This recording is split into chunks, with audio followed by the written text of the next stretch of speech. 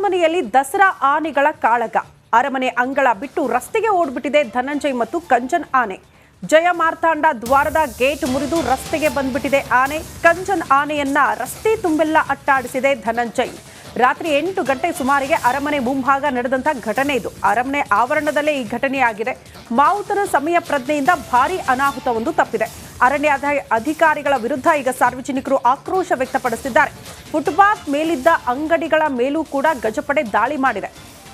ನುಗ್ಗಿ ಕಂಚನ್ ಆನೆ ಓಡಿ ಹೋಗೋ ದೃಶ್ಯ ಧನಂಜಯ್ ಆನೆಯಿಂದ.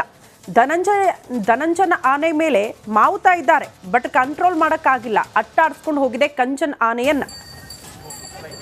ಆಹಾರ ಸೇವನೆಯ ಸಂದರ್ಭದಲ್ಲೇ 2 ಆನೆಗಳ ಮಧ್ಯೆ ಗಲಾಟೆ ಆಗಿದೆ ಅಂತ ಹೇಳಲಾಗ್ತಾ ಇದೆ. ಈಗ ಮಾರ್ಕ್ ಮಾಡಿ ತೋರಿಸ್ತಾ ಇದೀವಿ. ಕಂಚನ್ ಆನೆ ಓಡ್ ಹೋಗೋದು ಮುಂದೆ, ಧನಂಜಯ್ ಆನೆ ಹಿಂದೆ.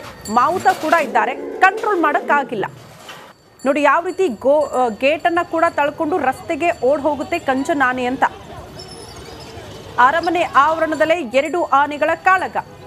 ಸಹಜವಾಗಿ ಸಾರ್ವಜನಿಕರು ಆಕ್ರೋಶ ವ್ಯಕ್ತಪಡಿಸುತ್ತಿದ್ದಾರೆ. ಕಾರಣ ಅತಿ ಹೆಚ್ಚು ಟ್ರೈನ್ ಆಗಿರುವಂತಹ ಆನೆಗಳು.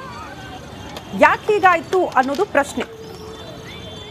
ಆಹಾರ ಸೇವನೆಯ ಸಂದರ್ಭದಲ್ಲಿ ಆಗಿರುವಂತಹ ಗಲಾಟೆ ಅಂತ ಹೇಳಲಾಗ್ತಾ ಇದೆ. 2 ಆನೆಗಳ ಮಧ್ಯೆ ಕಾಳಗ ಏರ್ಪಟ್ಟಿರೋದು. ಕಂಚನ್ ಆನೆ ಧನಂಜಯ್ ಆನೆಯಿಂದ ತಪ್ಪಿಸ್ಕೊಂಡು ಓಡ್ ಹೋಗ್ತಾ ಇರುವಂತಹ ದೃಶ್ಯ. ಎಲ್ಲಿ ತನಕ ಅಂದ್ರೆ ರಸ್ತೆಗೆ ಓಡ್ ಹೋಗ್ಬಿಡುತ್ತೆ. ಅಲ್ಲಿ ಫುಟ್ಪಾತ್ ಅಲ್ಲಿ ಅಂಗಡಿಗಳಿತ್ತು, ಅದ್ರ ಮೇಲೆ ಕೂಡ ದಾಳಿ ಆಗಿದೆ ಅನ್ನೋದ್ರ ಬಗ್ಗೆ ಮಾಹಿತಿ ಇದೆ.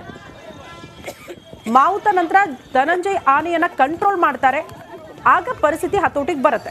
ಧನಂಜಯ್ ಆನೆ ವಾಪಸ್ ಅರಮನೆ ಆವರಣಕ್ಕೆ ಹಿಂತಿರುಗ್ತಾ ಇರುವಂತಹ ದೃಶ್ಯವನ್ನು ಕೂಡ ಗಮನಿಸ್ತಾ ಇದ್ದೀವಿ.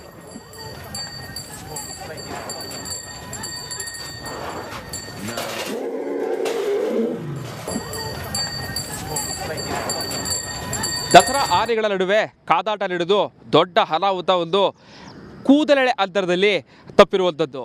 ನೆನ್ನೆ ರಾತ್ರಿ ನಡೆದಂತಹ ಈ ಒಂದು ಘಟನೆಗೆ ನಿಜಕ್ಕೂ ಕೂಡ ಇಡೀ ಮೈಸೂರು ಬೆಚ್ಚಿ ಬಿದ್ದಿರುವಂಥದ್ದು.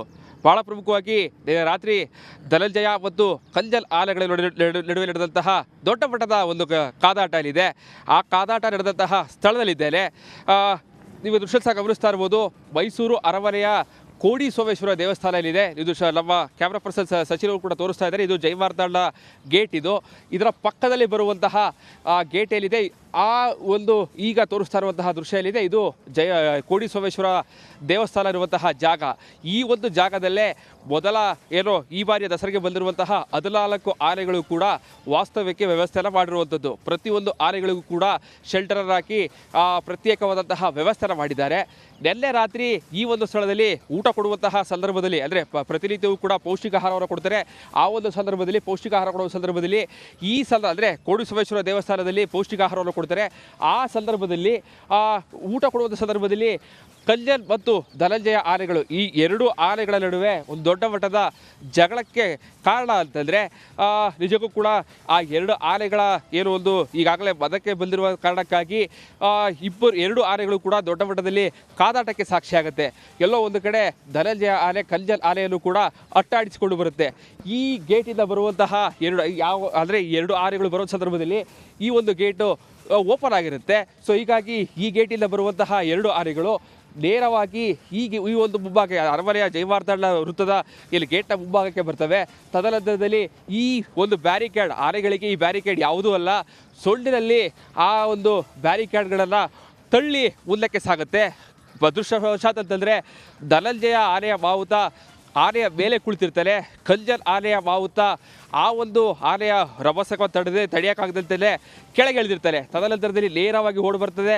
ಈ ಆನೆಗಳು 2 ಅಂದರೆ ಕಂಚನ್ ಆನೆ ಆಚೆ ಬರುವ ಸಂದರ್ಭದಲ್ಲೂ ಕೂಡ ರಸ್ತೆಯಲ್ಲಿ ಒಂದು KSRTC ಬಸ್ ಬರುತ್ತೆ, ಆಟೋಗಳು ಹೋಗ್ತಾ ಇರ್ತವೆ, ಫುಟ್ಪಾತ್ನಲ್ಲಿ ಜನರು ಓಡಾಡ್ತಾ ಇರ್ತಾರೆ. ರಾತ್ರಿ ಸುಮಾರು 9 ಗಂಟೆ. ಸೊ ಹೀಗಾಗಿ ದೊಡ್ಡ ಮಟ್ಟದ ಆತಂಕ ಸೃಷ್ಟಿಯಾಗಿತ್ತು. ಎಲ್ಲೋ ಒಂದು ಕಡೆ ತಾಯಿಯ ಆಶೀರ್ವಾದ ಜೊತೆಗೆ ಮಾವುತ ಕಾವಾಡಿಗರ ಸಮಯ ಪ್ರಜ್ಞೆಯಿಂದ ದೊಡ್ಡ ಮಟ್ಟದ ಒಂದು ಅನಾಹುತ ತಪ್ಪಿದೆ. ಕ್ಯಾಮ್ರಾ ಪರ್ಸನ್ ಸಚಿವ ಜೊತೆಗೆ ವಿನೋದ್ ಪಡವರ, ರಿಪಬ್ಲಿಕ್ ಕನ್ನಡ, ಮೈಸೂರು.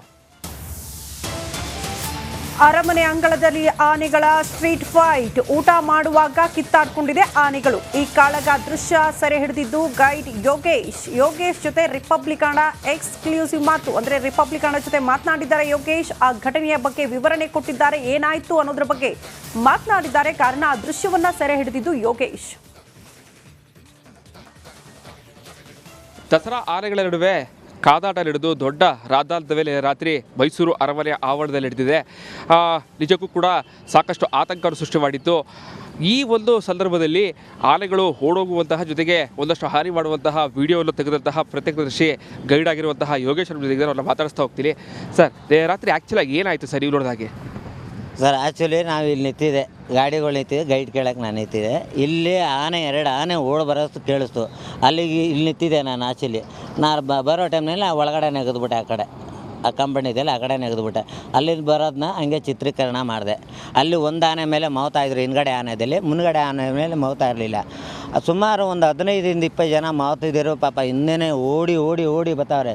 ಜನಗಳೆಲ್ಲ ಇದ್ದರು, ಆ ಕಡೆ ಈ ಕಡೆ ಚಲಪಲ ಆಗ್ಬಿಟ್ರು. ಇದೇ ಇವತ್ತು ಶನಿವಾರ ಭಾನುವಾರ ಆಗಿದ್ರೆ ಇದು ಅನಾಹುತ ಆಗಿರೋದು.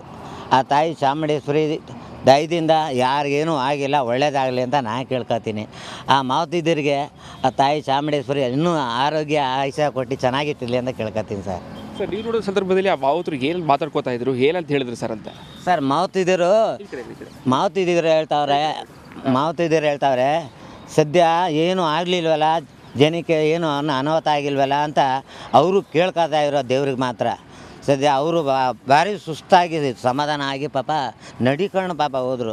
ನೀವು ಕೂಡ ಹಲವು ವರ್ಷಗಳಲ್ಲಿ ಇಲ್ಲಿದ್ದೀರಾ ಸರ್? ಇಲ್ಲಿ 45 ವರ್ಷದಿಂದ ಇಲ್ಲಿ ಗೈಡು, ಮಾರ್ಗದರ್ಶಿಯಾಗಿ ಗೈಡ್ ಮಾಡ್ತಾ ಇದ್ದೀನಿ ನಾನು ಹೊರಗಡೆ ಹೇಳಿ. ಅವಾಗಿಂದನೂ ನಾನು ಇಲ್ಲೇ ಇರೋ ಸರ್. ನಾನು ಈ ರೀತಿಯಾದ ಘಟನೆ ಯಾವ ಥರ ನೋಡಿದ್ದೀರಾ ಸರ್ ಅಂತ? ಸರ್, ಈ ರೀತಿ ಮೊದಲು ಒಂದು ಟ್ರಿಪ್ ಆಗಿತ್ತು, ಹಿಂದ್ಗಡೆಯಿಂದ ಒಂದು ಸತಿ ಓಡೋಗಿತ್ತು. ಅದು ಹೋಗಿ ಇಟ್ಕೊಂಬಂದು ಅರಮನೆ ಆನೆ ಅದು ಬಿತ್ತು. ಇನ್ನೊಂದು ಬಂದು ಅರ್ಜುನ ಅನ್ನೊಂದು ದೊಡ್ಡಕೆರೆ ಮೈದಾನದಲ್ಲಿ ಒಬ್ಬನ ಮಾವತನಿಗೊಂದು ಸತಿ ತುಂಡಿ ಸಾಯಿಸಿತ್ತು ಸರ್. ಅದೊಂದು ಗೊತ್ತಿರೋದು ನಮಗೆ ತಿಳಿದ ಮಟ್ಟಿಗೆ. ಯಾಕಂದರೆ ಆನೆಗಳು ಅಂತಾರೆ ಸರ್, ಕಾಡಿನಲ್ಲಿ ನೋಡೋ ಸಂದರ್ಭದಲ್ಲಿ ಬೇರೆ ಇರುತ್ತೆ ಸರ್. ನಾಡಹಬ್ಬದ ಸಂದರ್ಭದಲ್ಲೂ ಕೂಡ ಅವರ ಕಾಡು ಬೇರೆ, ಇದು ನಾಡಿದು. ಇಲ್ಲಿ ಪಬ್ಲಿಕ್ ಜನ ಇದು ಟೂರಿಸ್ಟ್ ಪ್ಲೇಸ್ ಆಗಿರೋದ್ರಿಂದ, ಟೂರಿಸ್ಟ್ ಪ್ಲೇಸ್ ಆಗಿರೋದ್ರಿಂದ ನಾನಾ ಥರ ಊರ ಕಡೆಯಿಂದ ಬರ್ತಾರೆ ಟೂರಿಸ್ಟ್ನವರು ನೋಡೋಕ್ಕೆ ಅಂತ. ಅಕಸ್ಮಾತ್ ಏನಾರು ಆಗಿದರೆ ನಮ್ಮ ಮೈಸೂರು ಹೆಸರು ಕೆಟ್ಟ ಹೆಸರಾಗಿರೋದು. ಇದಿಷ್ಟು ಏನು ಯೋಗೇಶ್ ಆಗಿರುವಂಥ ಇಲ್ಲಿನ 45 ವರ್ಷಗಳಿಂದ ಗೈಡ್ ಆಗಿದ್ದಂತಹ ಯೋಗೇಶ್ ಅವರ ಮಾತುಗಳು. ಕ್ಯಾಮ್ರಾ ಪರ್ಸನ್ ಸಚಿವ ಜೊತೆಗೆ ವಿನೋದ್ ಪಡ್ವಾರ್, ಇಲ್ಲಿ ಕನ್ನಡ, ಮೈಸೂರು.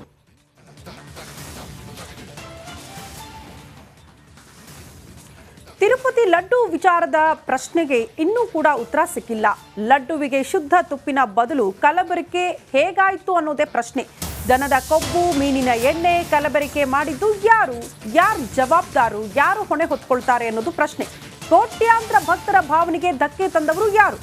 ಆಂಧ್ರ ಸರ್ಕಾರಕ್ಕೆ, ಟಿಟಿಡಿಗೆ ಮೊದಲೇ ಗೊತ್ತಿರಲಿಲ್ವಾ ಈ ವಿಚಾರ ಅನ್ನೋದು ಪ್ರಶ್ನೆ ಇದೆ. ಗೊತ್ತಾಗಿದ್ರೆ ಯಾಕೆ ಮೊದಲೇ ಕ್ರಮ ಕೈಗೊಳ್ಳಿಲ್ಲ? ಲಡ್ಡು ವಿಚಾರದಲ್ಲಿ ಭಾರಿ ವಿವಾದ, ಜಟಾಪಟಿ ಸ್ಫೋಟಗೊಂಡಿದೆ. ಕೋಟ್ಯಾನುಕೋಟಿ ಹಿಂದೂಗಳ ಭಾವನೆಗಳಿಗೆ ಧಕ್ಕೆ ಆಗುವಂತಹ ಕೆಲಸ ಇದು. ಅಷ್ಟು ಪವಿತ್ರವಾಗಿರುವಂತಹ ಸ್ಥಾನ ಕೊಟ್ಟಿದ್ದೀವಿ ತಿರುಪತಿ ತಿಮ್ಮಪ್ಪನ ಲಡ್ಡುಗೆ. ಆ ಲಡ್ಡುವಲ್ಲೇ ಈ ರೀತಿ ದನದ ಕೊಬ್ಬಿನ ಅಂಶ ಪತ್ತೆಯಾಗುತ್ತೆ, ಮೀನಿನ ಕೊಬ್ಬಿನ ಅಂಶ